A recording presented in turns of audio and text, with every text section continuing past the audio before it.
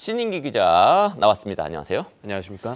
예, 주말에 벚꽃 구경 좀 했습니까? 조금 했습니다. 괜찮더라고요. 예, 저도 이틀 내내 했습니다. 아주 즐겁습니다. 여러분들 이번 총선 투표하시고 벚꽃 구경을 마지막으로 또 이렇게 즐기시면 좋겠네요.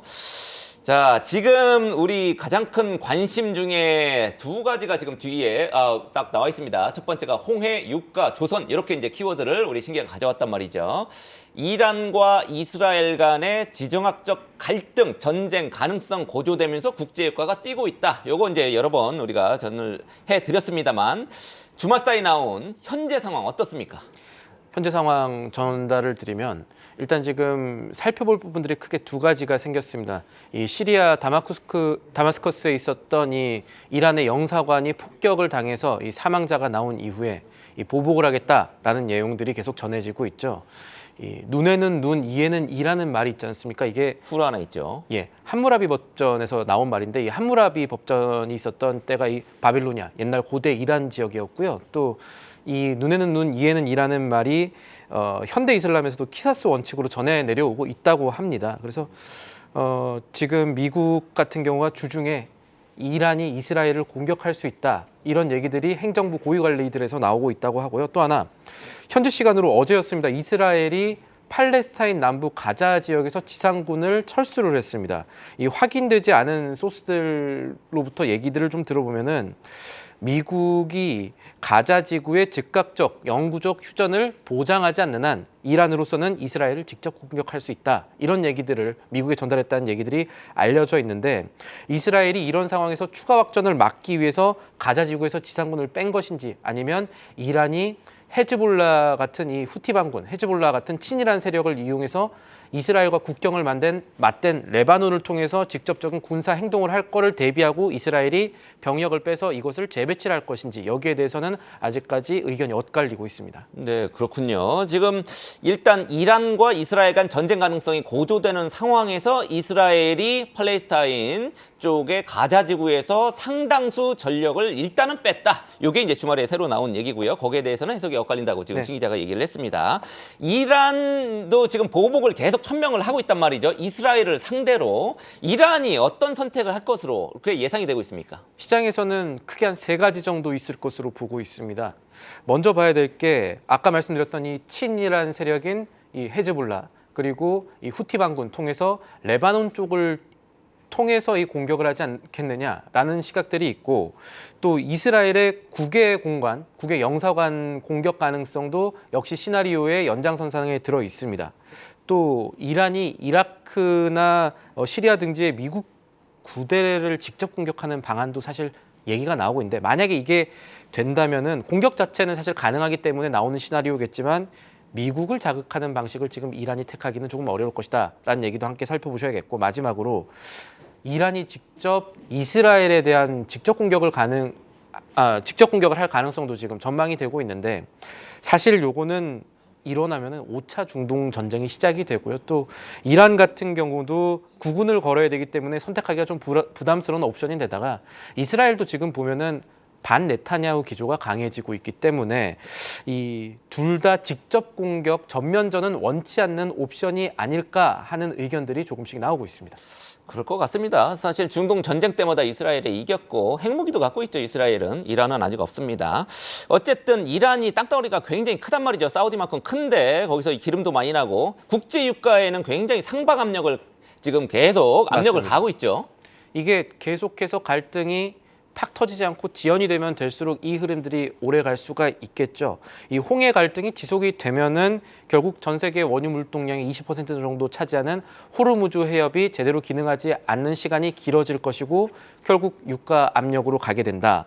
그래서 현지 상황이나 현재 이 분석들을 종합하면 이란이 어떤 식으로든 이스라엘 향한 액션을 주중에 취할 가능성이 높은데 그렇게 되면 또 유가에는 상방 압력을 추가로 끼치지 않을까라는 해석들이 나오고 있습니다. 그렇겠죠. 지금 공급망 이것도 이제 인플레이션 자극하는 요인이 될 거고 유가 자체도 인플레이션에 굉장히 중요한 요인인데 상방 압력이 이제 커지고 있다 이런 얘기고요. 이란 뭐 매장량 측면에서 보면 베네수엘라가 뭐 1000년 동안 쓸 수 있는 기름 갖고 있습니다만 이란이 세계에서 세 번째로 매장량이 많습니다. 그만큼 국제 유가 시장에 좀 중요한 것 같습니다. 우리 투자자 입장에서 이번 사태에 따른 영향 분석 안 할 수가 없단 말이죠. 우리 국내 증시에도 영향을 많이 끼치겠죠. 여러 가지 측면에서 영향을 많이 끼칠 수가 있는데 그 중에 하나 눈에 띄는 것은 오히려 국내 조선사들의 이 기회가 반짝 기회가 조금 길어질 수 있다라는 겁니다. 지금 네, 수혜를 볼 수도 있다. 그렇습니다. 라는 그런 업종들이 있어요.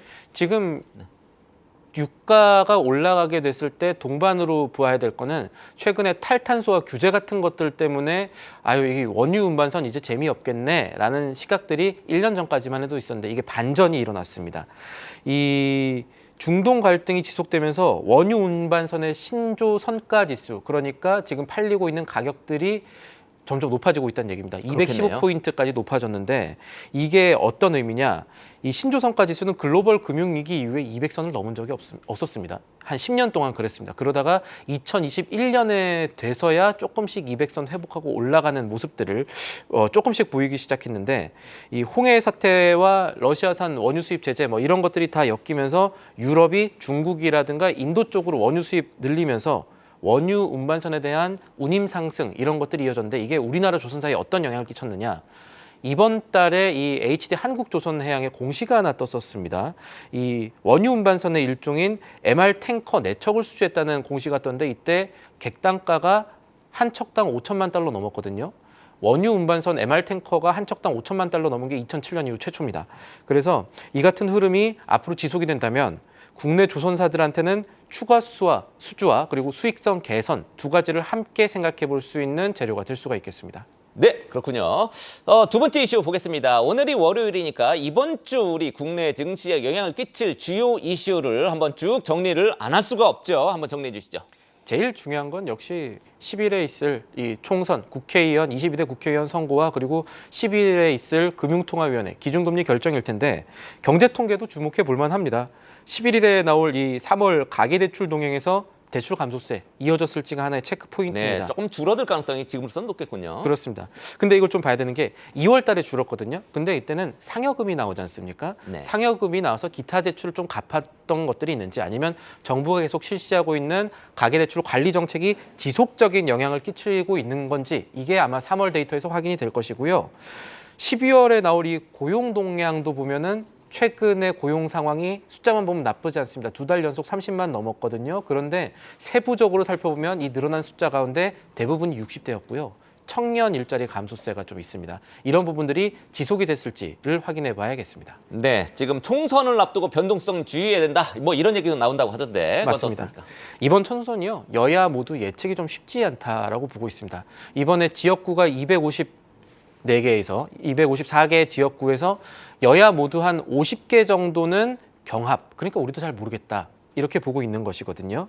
이런 상황에서 지금 금투세 폐지처럼 현 정부가 추진하겠다고 하고 있는 증시 관련 공약들이 힘을 더 받게 될지 힘을 더 잃게 될지 이런 변수가 있다는 얘기고요. 네, 금투세는 내년에 이제 들어오려고 하는데 적용하려고 하는데 그거를 폐지하겠다 이렇게 얘기를 해놨습니다. 이게 총선 때 이제 결정이 상당 부분 될 가능성이 있다는 얘기죠. 그렇습니다. 이게 힘을 받을지 아닐지에 대한 투자 심리, 기대감도 역시 기대도 있다는 것이고 증권가에서는 이 또 총선 앞두고 밸류 프로그램 으로 올랐던 주가들의 향방을 조금 주시해 봐야 된다. 이거 역시도 사람들이 흔들릴 수 있거나 아니면은 어라라고 생각할 수 있다라는 얘기가 되고 증권가 의견 종합하면요.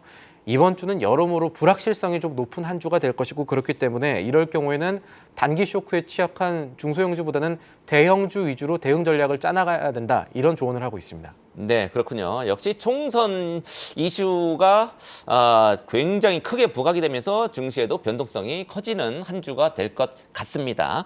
지금 우리 신 기자가 얘기했듯이 이번 주에는 한국은행의 기준금리 결정 회의가 이번 주 금요일에 예정이 돼 있습니다. 이것도 좀 주목을 해야 되죠. 네, 주목을 해야겠지만 그래도 정해진 미래에 가까울 겁니다. 연 3.5% 기준금리 동결될 가능성이 거의 매우 확실시된다라는 높죠. 얘기들이 나오고 있고 이렇게 되면은 10번 연속으로 한국은행은 회의에서 동결하시죠 이렇게 되는 겁니다. 이거는 왜 그러냐면 지난 3월에 이 농축수산물 물가 많이 올랐거든요. 식품 물가 11% 정도 올랐습니다. 네, 사과, 배, 뭐 토마토 갈릴 것 없이 다 뛰었습니다 지금. 맞습니다. 이 고물가가 유지되고 있는 상황도 상황인데다가 미국이요 지금 연방 기금금리 시장 선물 보면은 6월에 금리 인하하겠다라는 금리 인하론이 조금씩 약해지고 있는 것들이 거의 확인이 뭐 되고 있습니다. 50%까지 떨어졌더라고요. 그렇습니다. 지금 네. 그 정도 상황이라서 이 고용도 견조하고 유가도 뛰고 미국도 기준금리 안 바꿀 가능성이 점점 높아진다면 우리가 선제적으로 기준금리를 낮출 가능성은 매우 낮다라고 볼 수가 있을 것이고 다만 이번 금통위 이후에 한흥 총재가 이제 기자회견하고 설명하거든요. 여기서 물가 앞으로 어떻게 보는지 또 금통위원 사이에서 금리 인하 소수 의견 나오고 있는지 이런 것들은 우리 증시 심리에 영향을 줄 수 있는 부분이라 살펴봐야겠습니다. 네, 금리 인하 소수 의견이 나오면 이제 하반기에 어느 정도 시점에 금리 인하를 단행하겠다. 이거 우리가 힌트를 조금 얻을 수 있겠죠. 자, 지금까지 이슈 레이더 신인규 기자와 함께했습니다. 계속해서 다양한 경제 이슈를 알고 싶다면 구독과 좋아요, 알림 설정 부탁드립니다. AI 캐스터 권미정이었습니다.